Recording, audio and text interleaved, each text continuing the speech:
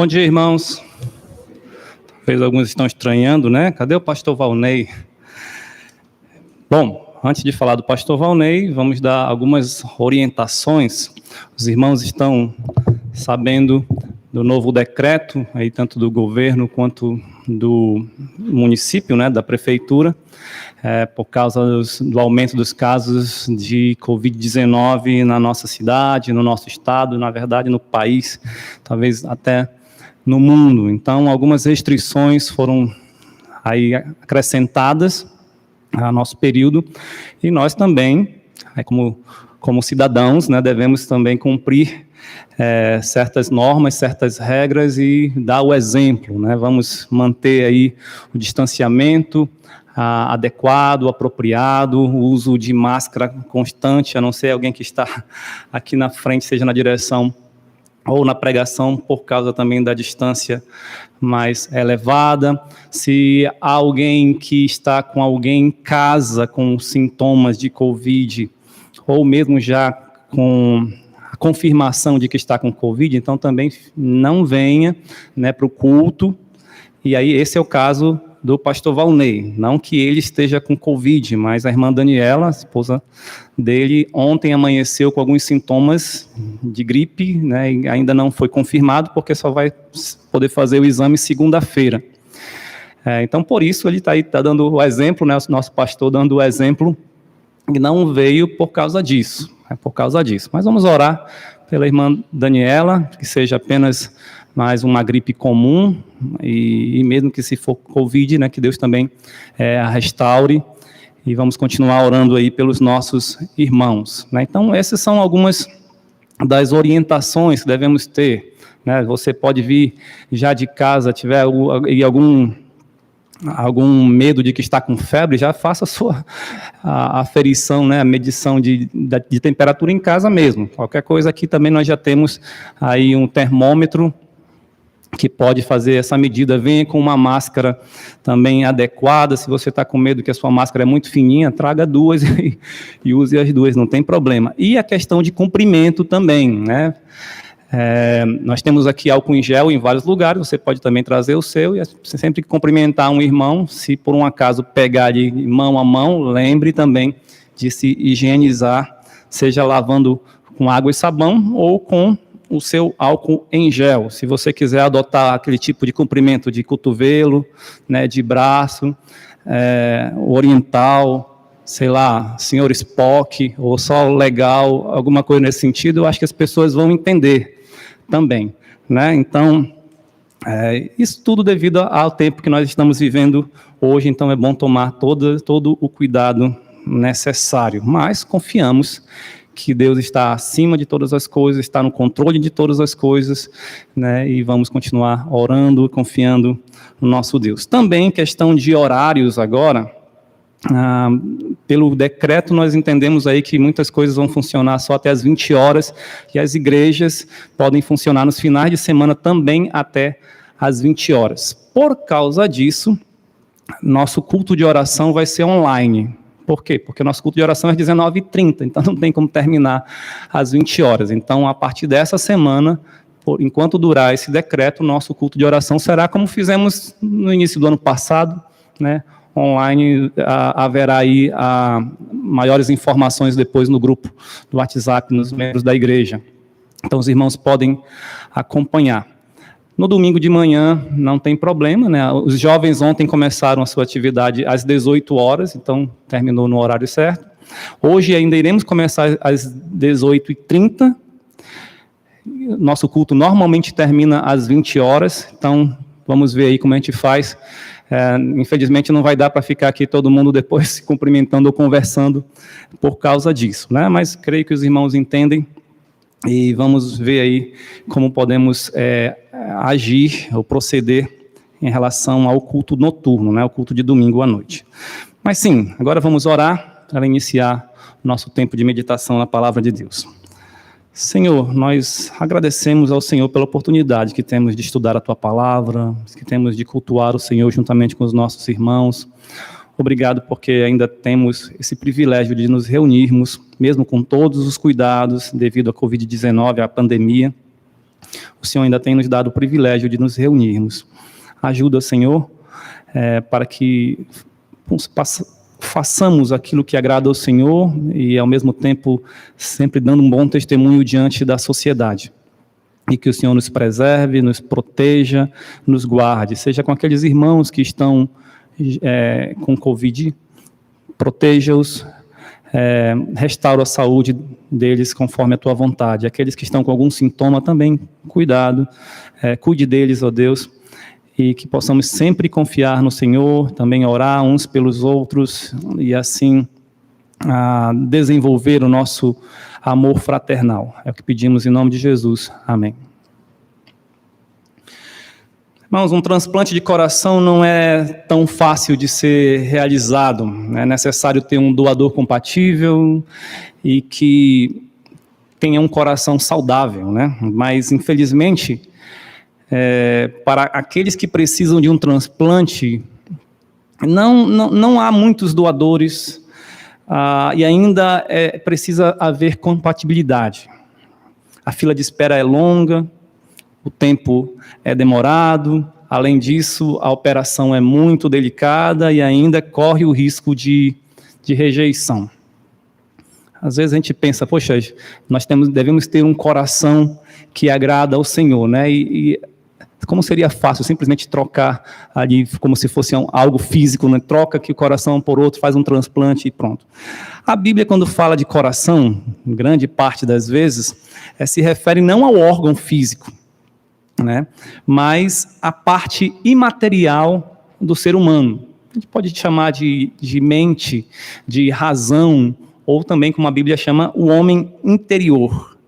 Mas a Bíblia também diz que o coração é desesperadamente corrupto, é enganoso, desesperadamente corrupto, como diz Jeremias, lá no livro de Jeremias 17, versículo 9.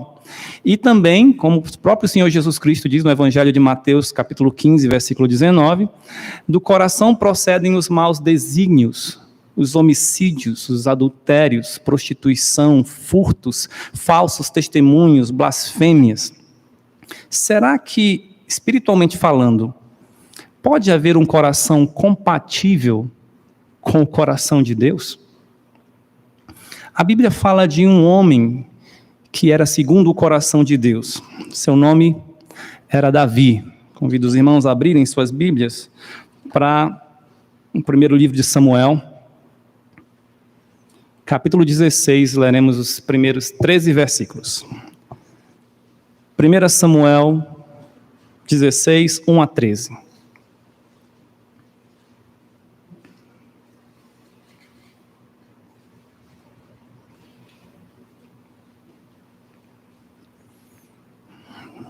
Diz assim a palavra de Deus.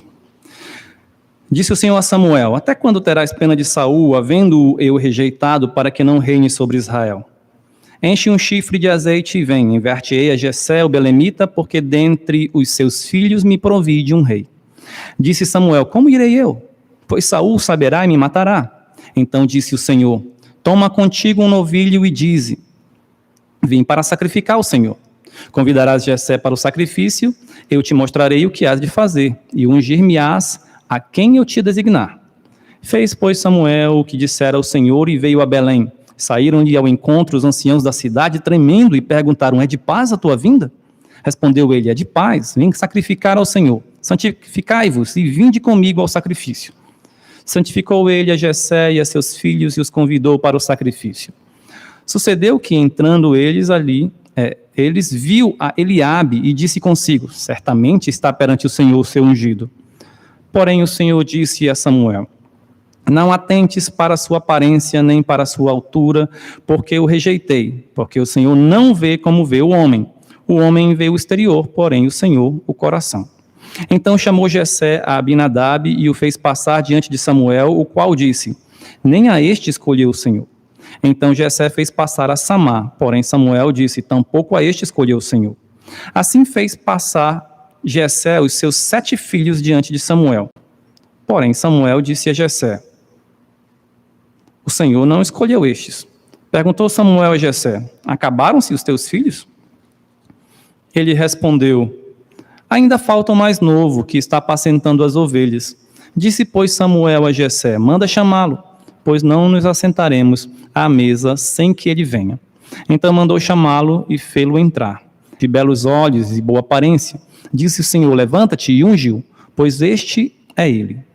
Tomou Samuel o chifre do azeite e o ungiu no meio de seus irmãos, e daquele dia em diante o Espírito do Senhor se apossou de Davi. Então Samuel se levantou e foi para Ramá. Devemos ter um coração segundo o coração de Deus. Quais as qualidades de um coração que agrada a Deus? Veremos na vida de Davi as características que Deus viu e se agradou para o escolher para ser o rei de Israel. Disse Deus a Samuel: enche um chifre de azeite, vem enviar-te-ei a Jessé o belemita, porque dentre os seus filhos me provi de um rei. Isso diz no versículo 1. O verbo hebraico traduzido aqui por provir significa ver, ou examinar, analisar, inspecionar, ou considerar. E esse é o mesmo verbo usado no versículo 7, quando diz que Deus não vê como vê o homem. Deus vê o coração. O mesmo verbo. A ideia é o que Deus viu em Davi, o que Deus analisou, o que Deus considerou em Davi que o agradou. Em primeiro lugar, veremos que Deus viu um coração humilde. Quando Samuel viu Eliabe, o irmão mais velho de Davi, pensou que este era o ungido do Senhor. E Deus disse: não atentes para a sua aparência, nem para a sua altura, porque eu rejeitei, porque o Senhor não vê como vê o homem vê o exterior. O que Samuel estava vendo era o exterior, porém o Senhor, o coração. Samuel olhou a aparência de Eliabe. Ele era alto, era forte, provavelmente uma boa aparência, era bonito. Talvez Samuel tenha se lembrado das características de Saul. Lembra a aparência de Saul? Também disse que era um homem belo, era um homem alto, que até dos ombros ele sobressaía, dos ombros para cima sobressaía em relação ao povo. Então, possivelmente Samuel deve ter pensado: bom, se Deus escolheu Saul a primeira vez, alto, forte, bonito, esse aqui deve ser o escolhido do Senhor. Nós temos essa mania de olhar para a aparência, até porque nós não podemos olhar completamente ou plenamente para o que está dentro, como é realmente a pessoa. Eliabe era o primogênito de Jessé, e sempre havia aquela ideia de que o primogênito tem mais privilégios. Era o primogênito. Agora, ele também era um soldado do exército de Israel. Então, era alguém forte, era alguém capacitado. Contudo, o Senhor conhecia o seu coração, o qual se revelou iracundo e arrogante. Os irmãos podem olhar, aqui Samuel, 1 Samuel 17, lembrando ali do episódio do gigante Golias. Lembra que Davi foi enviado por seu pai até o acampamento do exército de Israel para levar alguns mantimentos aos seus irmãos e também ao rei Saul e aos comandantes das tropas dos seus irmãos. Quando ele chegou ali, ele ouviu o desafio do gigante Golias. E ele começou a fazer perguntas. Veja só, por exemplo, o versículo 26 de 1 Samuel 17. Então falou Davi aos homens que estavam consigo, dizendo: que farão aquele homem que feria este filisteu e tirar a afronta de sobre Israel? Quem é, pois, esse incircunciso filisteu para afrontar os exércitos do Deus vivo? E o povo lhe repetiu as mesmas palavras, dizendo: assim farão ao homem que o ferir. Aí veja, versículo 28. Ouvindo Eliabe, seu irmão mais velho, falar aqueles homens, acendeu-se-lhe a ira contra Davi e disse: por que desceste aqui? E a quem deixaste aquelas poucas ovelhas no deserto? Bem conheço a tua presunção e a tua maldade. Desceste apenas para ver a peleja. Veja o que estava dentro do coração do irmão mais velho de Davi. Era um homem iracundo, era um homem arrogante. Deus viu o coração de Eliabe, assim como viu o coração de Davi. Por isso, então, Deus o rejeitou, né? Deus rejeitou a Eliabe. Agora, você pode ver que Saul também, no início, quando foi escolhido, se demonstrou humilde. Ele se achava pequeno aos seus olhos para ser rei, como diz lá em 1 Samuel 9:21. No entanto, depois que foi escolhido para ser rei, depois que já era rei, ele manifestou uma imensa preocupação com a sua própria imagem. Ou seja, o seu orgulho começou a falar mais alto. As duas desobediências que foram cabais para que Deus rejeitasse a Saul, ele justificou como dizendo: por causa do povo eu fiz isso. Ou seja, ele sacrificou porque teve medo do povo que já estava se espalhando. E também ele pegou tanto Agag, né, o rei dos amalequitas, quanto preservou ali uma parte do melhor gado dos amalequitas para trazer para o sacrifício, porque diz, o povo assim quis. Então ele se preocupava muito com a sua imagem, né? O que ele tinha que fazer? A vontade de Deus. Mas ele se preocupou mais com o que pensariam dele. Era um homem também orgulhoso. Ele não cumpriu toda a palavra do Senhor de destruir totalmente Amaleque. Por isso Deus o rejeitou. Contudo, Davi, o caçula de 8 irmãos, de 8 filhos de Jessé, aliás, Deus o escolhera ao invés de seus 7 irmãos mais velhos, dentre eles 3 soldados. Davi era apenas um humilde pastor de ovelhas. Você percebe aqui que parece que Jessé o esquece totalmente. Esses são os meus filhos. Eu consigo até imaginar quando Samuel perguntou a Jessé: tem mais algum filho? E ele para pensar: ainda tem um, o mais novo, está cuidando das ovelhas. Jessé nem se preocupou em chamá-lo. Nem se preocupou em chamá-lo. Davi era apenas um pastor de ovelhas. No Salmo 78, 70, está escrito: também escolheu Davi, seu servo, e o tomou dos redis das ovelhas. Deus conhecia o coração daquele humilde pastor, que era segundo o seu coração. Isto nos faz lembrar o que disse Tiago, né? Deus resiste aos soberbos, mas aos humildes ele dá a sua graça. Tiago 4:6. Davi tinha um coração humilde e Deus o exaltou, lhe tornando o rei de Israel. E isso para a glória do próprio Deus. Deus exaltou os humildes, o humilde nesse caso, para a sua própria glória. Aquele que conhecia muito bem a fragilidade das ovelhas, porque era um pastor de ovelhas, considerou-se a si mesmo uma ovelha de Deus, o seu pastor. Os irmãos conhecem muito bem o Salmo 23, que diz no primeiro versículo: o Senhor é meu pastor, nada me faltará. Este é Davi, demonstrando um coração humilde, totalmente dependente de Deus. O que Deus vê no teu coração? Será que você vive só de aparência diante dos homens? Lembre-se que Deus não vê como vê o homem. Nós podemos esconder o que há no nosso coração para as pessoas, mas Deus conhece. Deus sabe o que é você, quem é você, o que está no seu coração, o que está no meu coração. Ele vê o coração e se agrada de um coração humilde. Humilhai-vos perante o Senhor e Ele vos exaltará. É o que diz Tiago, no capítulo 4, versículo 10. Portanto, se você quer ter uma vida segundo o coração de Deus, deve ter um coração humilde. Outra característica que o Senhor viu no coração de Davi é que ele tinha um coração obediente ou submisso. O Senhor tem prazer em que se obedeça a sua palavra.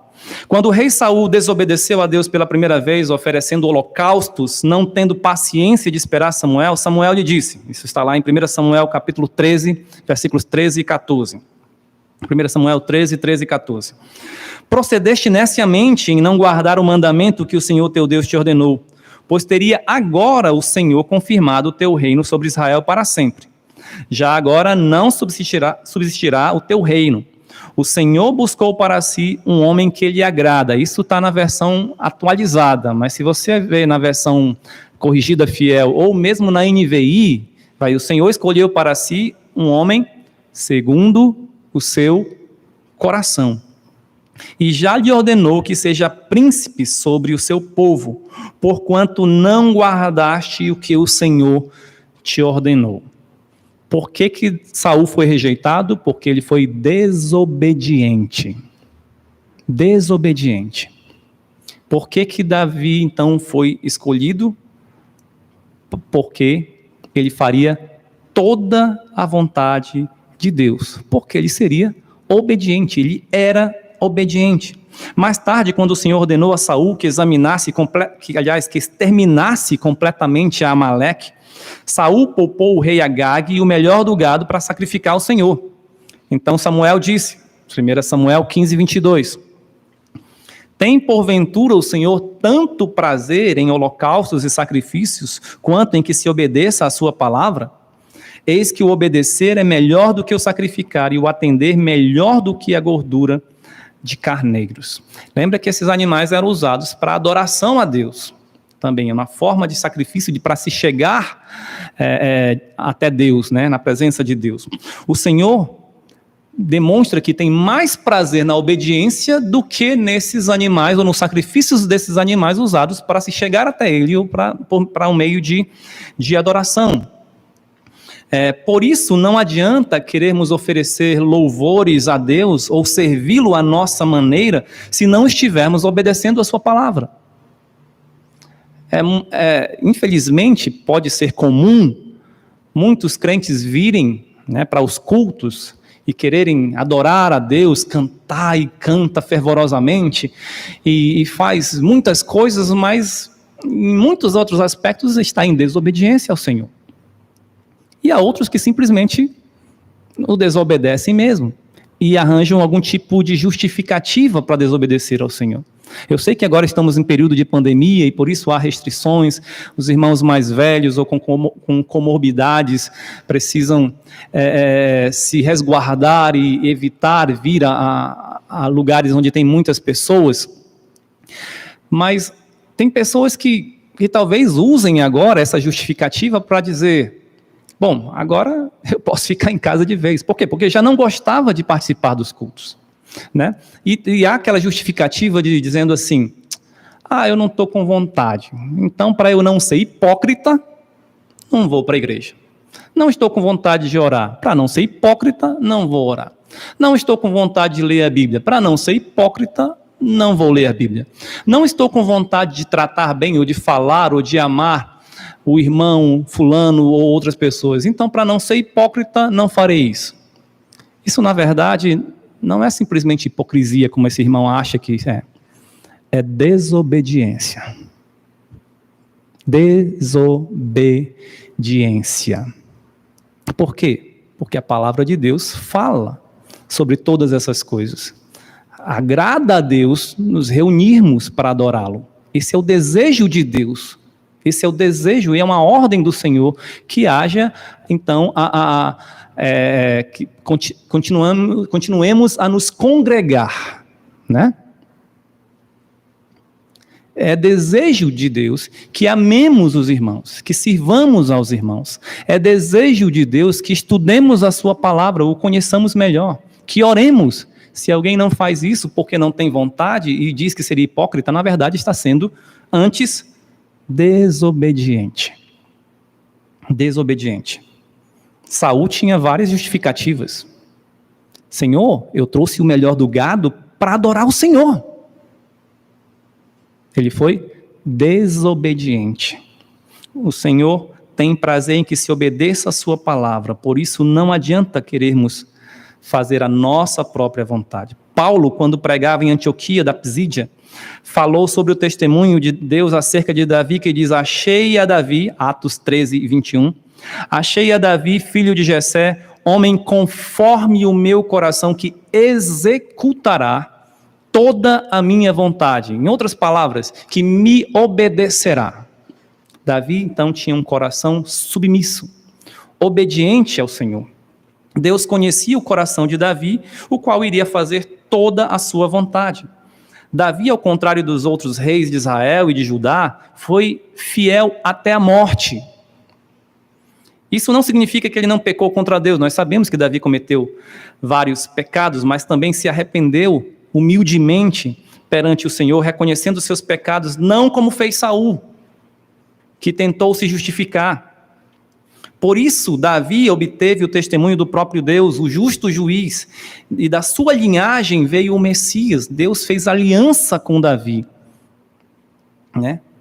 Será que Deus pode olhar o teu coração e dizer: este fará toda a minha vontade? Em primeiro lugar, para fazer a vontade de Deus, você precisa conhecê-lo. E você só irá conhecê-lo e a sua vontade através da sua revelação, a Bíblia.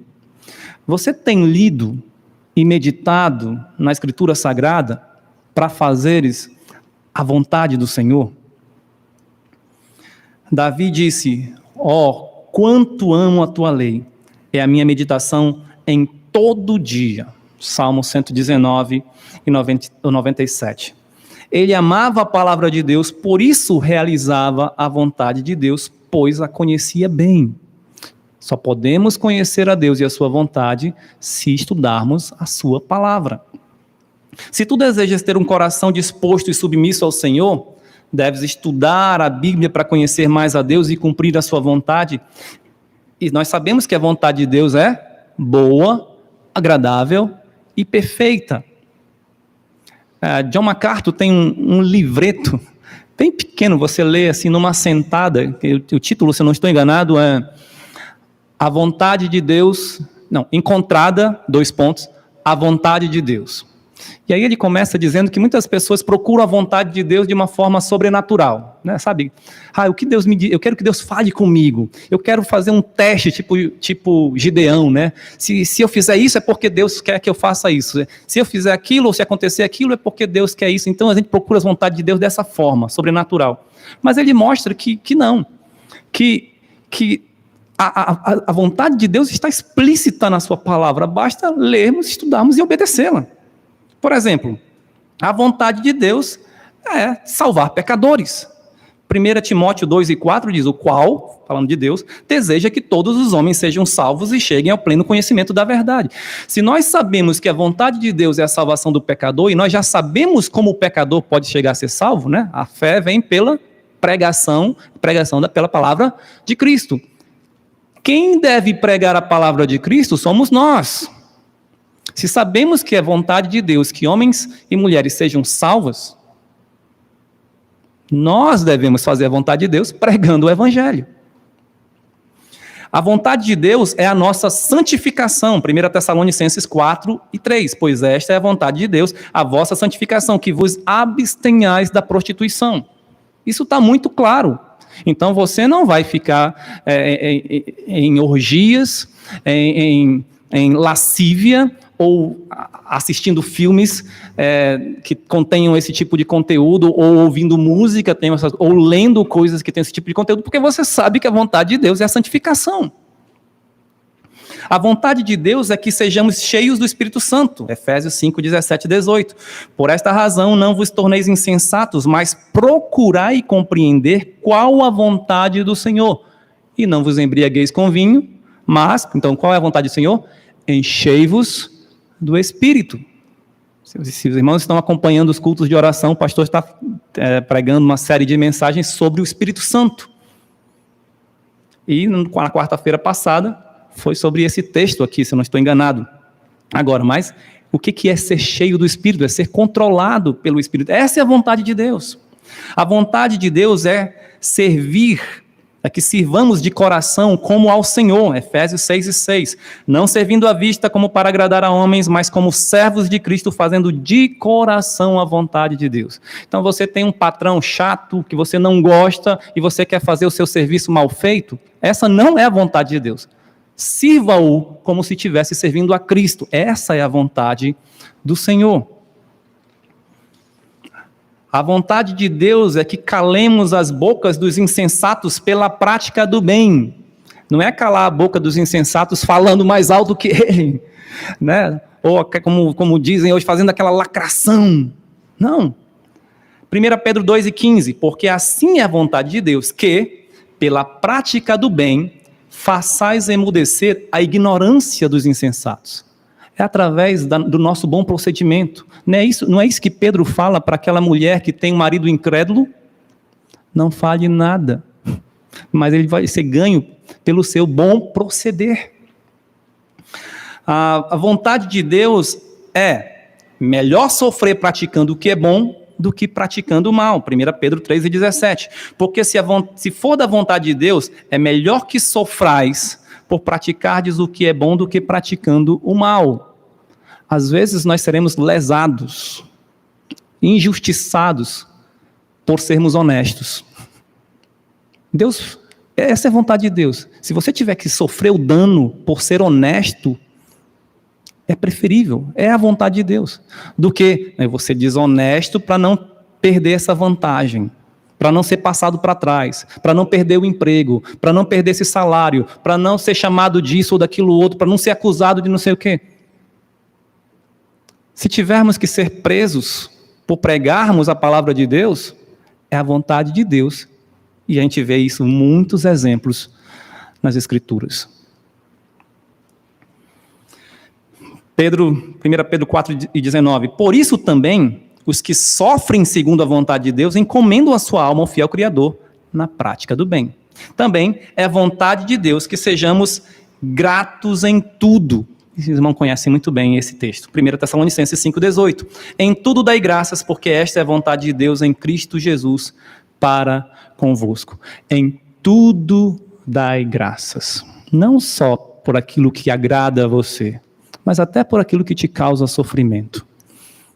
Em tudo dai graças. Lembra de Jó? O Senhor o deu, o Senhor o tomou, bendito seja o nome do Senhor. Quando Jó disse, o Senhor o deu, o Senhor o tomou, ele estava se referindo a quê? A uma roupa que se rasgou? A um livro novo que se perdeu? A um carro que se arrebentou num acidente? Não. Está falando dos seus filhos que morreram e de todos os seus bens que foram perdidos. Em tudo dai graças. Então, sabendo que Deus se compraz em que se faça a sua vontade, devemos ter um coração obediente, submisso. Aí está a vontade de Deus. Textos claríssimos, explícitos, falando da vontade de Deus. Por que não fazemos? Ou porque nós não conhecemos, por nossa negligência ao não estudar, ou porque somos desobedientes. Se queremos ter um coração segundo o coração de Deus, devemos ser submissos, obedientes à sua vontade, à sua palavra. Ainda podemos encontrar outra qualidade que Deus viu em Davi, que foi registrada no livro de Hebreus, na Galeria da Fé. O escritor de Hebreus, no capítulo 11, registra uma série de nomes que foram reconhecidos como exemplos de fé. Dentre eles estava Davi.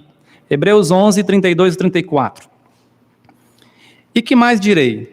Certamente me faltará o tempo necessário para referir o que há a respeito de Gideão, de Baraque, de Sansão, de Jefté, de Davi, de Samuel e dos profetas, os quais, por meio da fé, subjugaram reinos, praticaram a justiça, obtiveram promessas, fecharam a boca de leões, extinguiram a violência do fogo, escaparam ao fio da espada, da fraqueza tiraram força, fizeram-se poderosos em guerras, puseram em fuga exércitos de estrangeiros.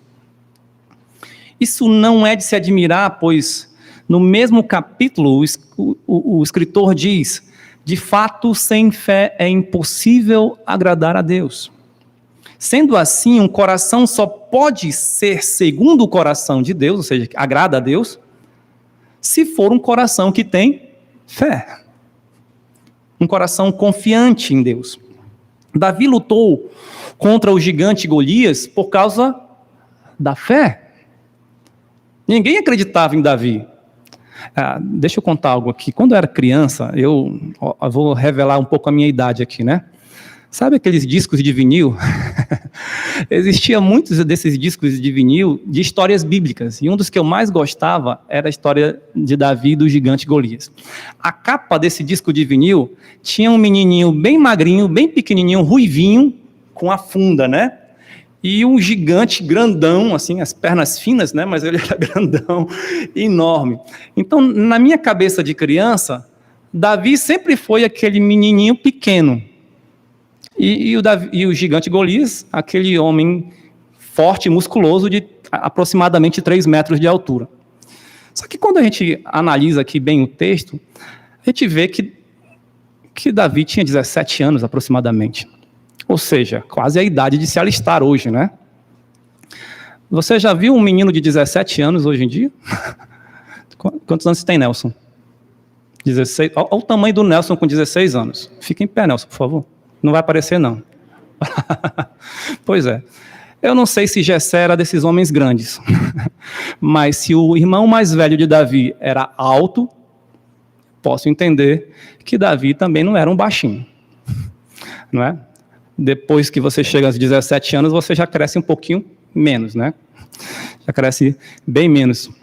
Mas vamos imaginar assim, Davi era um jovem, e quando os servos de Saul o recomendaram para que Saul chamasse para tocar a harpa, veja o que falam sobre ele.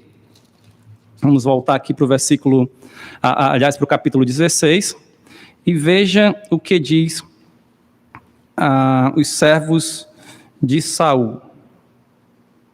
Versículo 18. Então respondeu um dos moços e disse: conheço um filho de Jessé, o belemita, que sabe tocar e é forte e valente, homem de guerra, sisudo em palavras e de boa aparência, e o Senhor é com ele. Forte e valente. Ele era um pastor de ovelhas.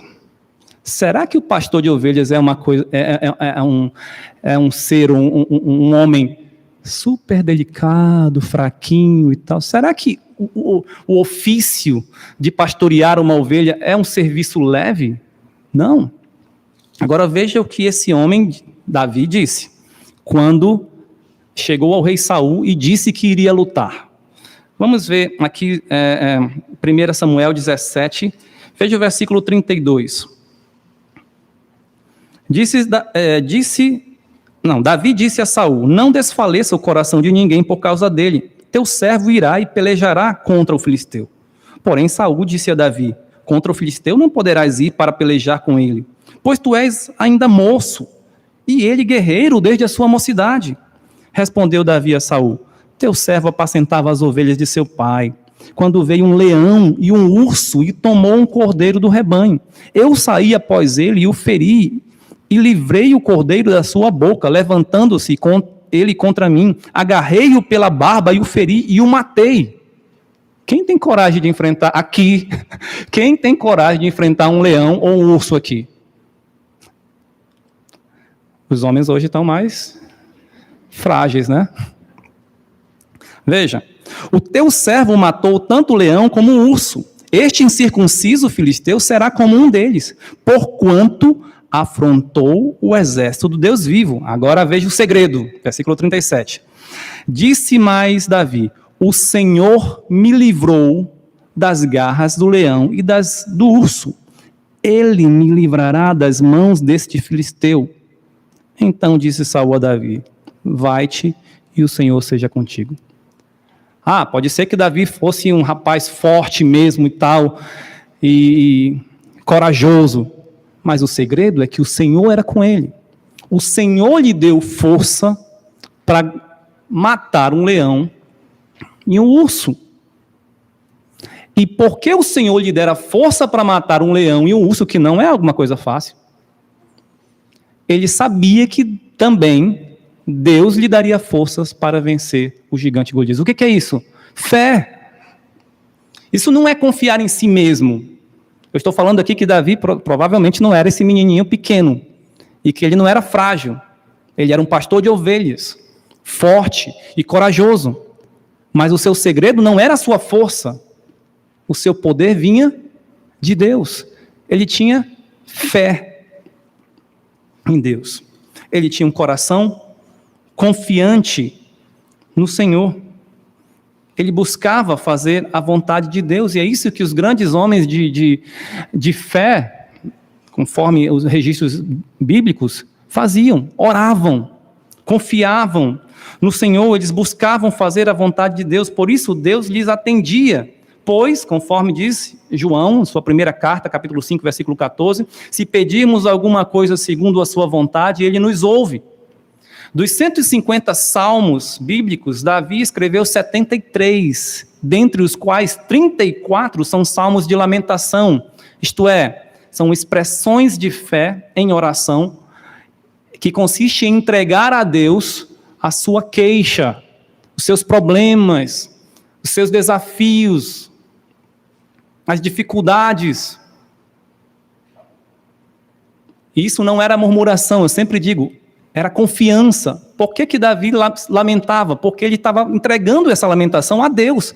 Ele recorria à pessoa certa. Ele tinha fé. Um exemplo de fé foi mais próximo de nós, foi George Miller, um evangelista e missionário inglês do século XIX. Certa vez, George Miller precisava ir a Quebec.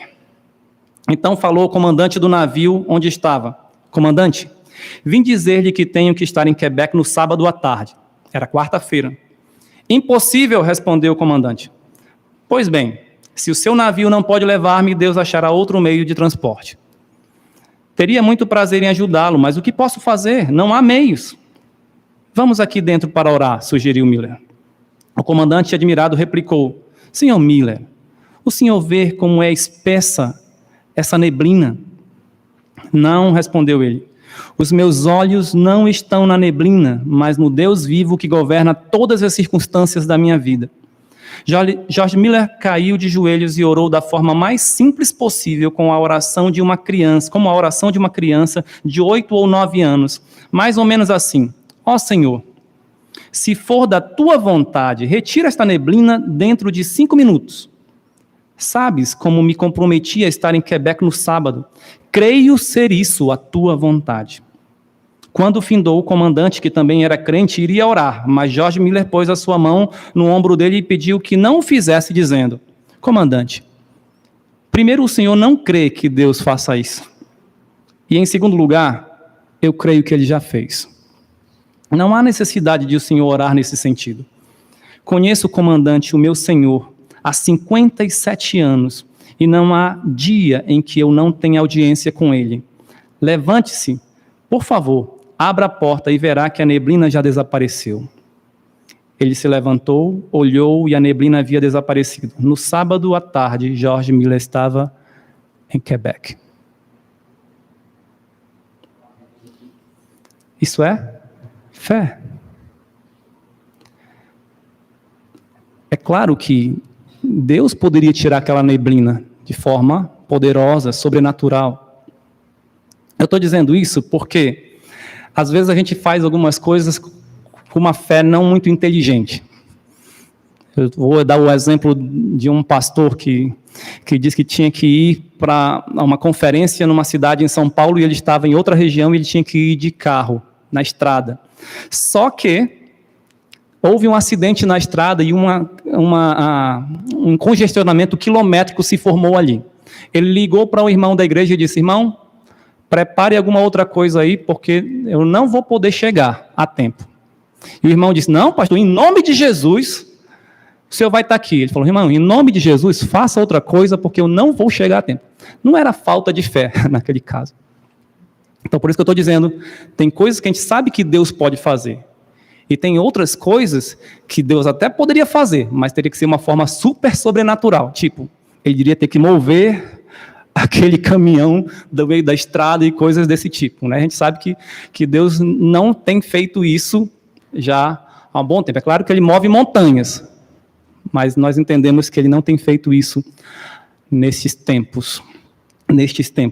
Mas podemos confiar que ele atende às nossas orações segundo a vontade dele. Segundo a vontade dele. Jesus Cristo também disse certa vez aos discípulos: tudo quanto pedirdes em oração crendo, o recebereis. Mateus 21 e 22. Por isso devemos buscar ao Senhor com fé. Mas você pode perguntar: como posso ter uma grande fé?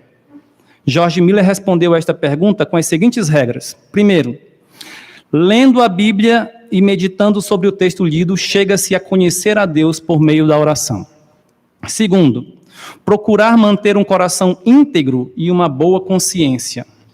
Terceiro, se desejamos que a nossa fé cresça, não devemos evitar aquilo que a prove e por meio do que ela seja fortalecida. Lembra de Tiago 1. As provações servem para fortalecer a fé, para dar perseverança. E por isso são motivos de grande alegria. 4. Ainda mais um ponto. Para que a nossa fé se fortaleça, é necessário que deixemos Deus agir por nós ao chegar a hora da provação. E não procurar a nossa própria libertação. Eu li recentemente o testemunho de um colega meu. Hoje ele é um pastor, um jovem pastor no interior do Amazonas. Deve ter os seus 44 anos, aproximadamente. E ele passou 15 dias, aliás, 16 dias internado e numa situação grave no hospital. Ele tem algumas comorbidades, pressão alta. Ele diz que a pressão dele chegou a 24/16. Né? E a saturação dele baixou a 40 e coisas desse tipo. E ele disse que no início ele foi tentado a tirar o foco de Cristo e focar na doença. E começou a buscar justificativas, como: Senhor, eu sou muito jovem para morrer. Senhor, eu sou um pastor. Senhor, eu tenho 2 filhos pequenos e uma esposa. O que será deles? Senhor, eu sou bom. Senhor, eu sou teu servo, eu estou te servindo aqui. Eu mereço ficar mais tempo neste mundo. Ele diz que teve esses pensamentos. E isso parece que o desesperava mais. Mas chegou um dia que ele disse que as forças dele começaram a se esvair.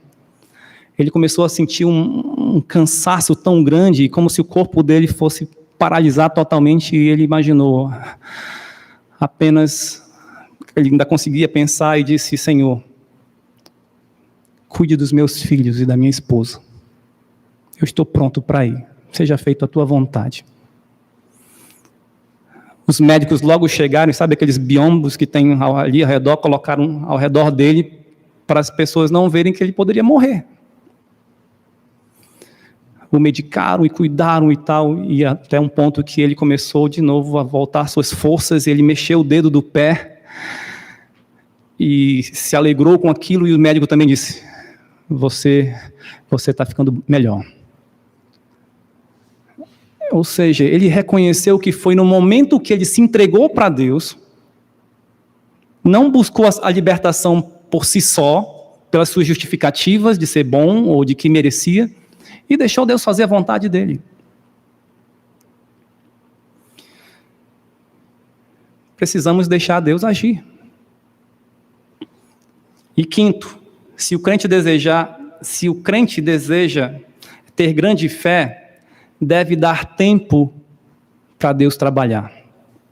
Davi e George Miller eram homens como nós. O Deus de Davi e de George Miller é o mesmo Deus que nos salvou e a quem servimos. Este Deus se agrada de um coração que tem fé nele. Lembre-se que a salvação é por meio da fé em Jesus Cristo. O justo deve viver pela fé. Nestes tempos de grandes provações por causa da pandemia, devemos, como disse Tiago, orar ao Senhor com fé, em nada duvidando. Também podemos lembrar o que disse o salmista no Salmo 112, versículo 7.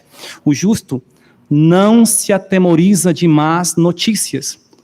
O seu coração é firme e confiante no Senhor. E eu me lembro, para finalizar, uma última história, essa bíblica. Quando os amigos de Daniel foram levados à presença do rei Nabucodonosor para serem executados na fornalha, porque não obedeceram a ordem de se inclinar perante a estátua de ouro do rei Nabucodonosor, o que eles responderam para o rei? Senhor, se o Deus a quem servimos quiser, ele pode nos livrar.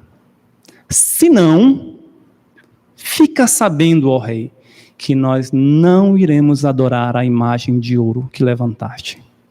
Ou seja, eles tinham fé que Deus poderia livrá-los, mas eles também tinham a consciência de que Deus, se Deus quisesse, eles iriam morrer ali. Muitas vezes essa deve ser a nossa oração. Senhor, eu sei que tu pode curar o meu parente que está enfermo numa situação grave. Eu sei que tu podes, isso é fé. Agora precisamos ainda entregar a Deus para que Ele faça a vontade dEle. Para que Ele seja glorificado. Ele sabe todas as coisas. Portanto, venham as notícias ruins, o nosso coração deve estar firme e confiante no Senhor, porque Ele está no controle de todas as coisas. Nós somos apenas peças e instrumentos nas suas mãos e que Ele fará o melhor, segundo a sua vontade, soberania e sabedoria. Portanto, agradar a Deus, ter um coração que agrada a Deus, é ter um coração humilde, um coração obediente e submisso, e um coração confiante nele. Um coração que tem fé. Será que podemos ter esse coração? Qual era o segredo de Davi? O Senhor era com ele. Não é algo meritório. Não é porque eu sou bom e eu posso ter esse coração, não. Davi tinha um coração humilde, obediente e fiel, ou confiante no Senhor, porque o Senhor era com ele. O mesmo Deus de Davi é o nosso Deus. Assim como o Senhor estava com Davi, nós que pela fé fomos salvos por Deus, por meio do sacrifício de Cristo, temos Deus habitando em nós, através do Espírito Santo. Deus é conosco. Portanto, deixemos Ele trabalhar no nosso coração, para que o nosso coração seja de conformidade com o coração dEle. Amém? Senhor nosso Deus e Pai, muito obrigado pela Tua palavra, pelo exemplo de Davi, de George Miller. Fortalece-nos, Senhor, ajuda-nos na nossa falta de fé. Tira de nós o orgulho que muitas vezes surge e sobressai em nossas práticas e pensamentos. Ajuda-nos a sermos obedientes à Tua palavra, mesmo quando não queremos, mas possamos confiar no Senhor de tal modo que assim façamos a Tua vontade, porque sabemos que é a melhor vontade, é a melhor coisa a ser feita, pois o Senhor é Deus. Nós pedimos tudo isso em nome de Jesus. Amém. Irmãos, Deus abençoe cada um de nós e à noite, às 18h30, iniciaremos nosso culto.